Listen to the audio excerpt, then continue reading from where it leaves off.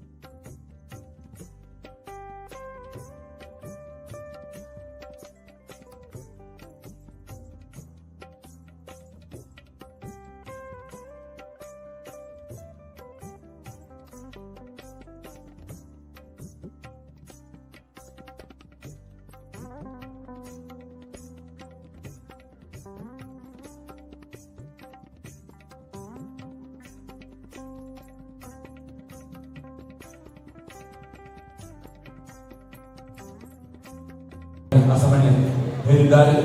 ಸಪ್ತಪದಿಯನ್ನು ದುಡಿದು ಇವರಿಗೆಲ್ಲ ಇನ್ನು ಕೆಲವು ನಿಮಿಷದಲ್ಲಿ ನೀವೆಲ್ಲ ಆಶೀರ್ವಾದವನ್ನು ನೀಡಲಿಕ್ಕಿದ್ದೀರಿ.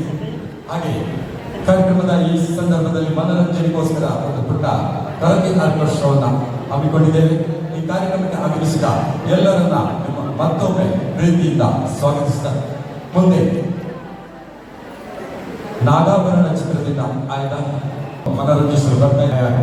ಇವರಿಗೆ ಆರ್ಥಿಕ ಸ್ವಾಗತವನ್ನು ಬಯಸಿಕೊಳ್ತಾರೆ. ನಾನು ವಿಡಿಯೋ ಒಳಗೆ ಯಾರು ಅಡ್ಡ ಬರೋದು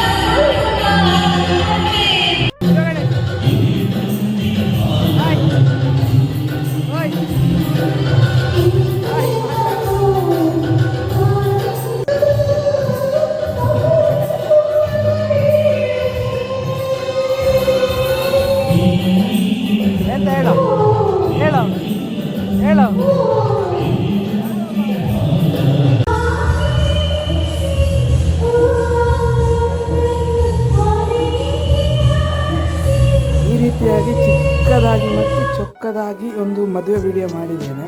ಹ್ಯಾಪಿ ಮ್ಯಾರಿಡ್ ಲೈಫ್ ಅಣ್ಣ ಅತ್ತಿಗೆ. ವಿಡಿಯೋ ಹೇಗಾಯಿತು ಅಂತ ಹೇಳಿ ಕಮೆಂಟ್ ಮೂಲಕ ತಿಳಿಸಿ. ಶೇರ್ ಮಾಡಿ, ಇನ್ಸ್ಟಾಗ್ರಾಮಲ್ಲಾದರೆ ಫಾಲೋ ಮಾಡಿ, ಯೂಟ್ಯೂಬಲ್ಲಿ ಸಬ್ಸ್ಕ್ರೈಬ್ ಮಾಡಿ. ನೆಕ್ಸ್ಟ್ ವಿಡಿಯೋದಲ್ಲಿ ಕಾಣುವ. ಬಾಯ್ ಬಾಯ್ ಬಾಯ್ ಬಾಯ್.